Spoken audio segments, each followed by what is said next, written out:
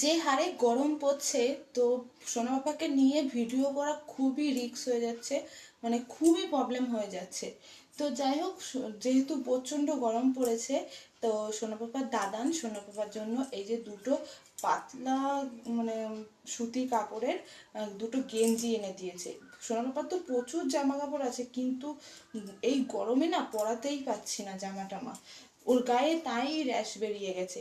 তো দেখি আজকে বিকেলে একটু বাজারে যাব কিছু কেনাকাটা করতে সোনা বাবার জন্য। আর এই গেঞ্জি দুটো সোনা বাবার জন্য নিয়ে এসে দিয়েছে ওর দাদান।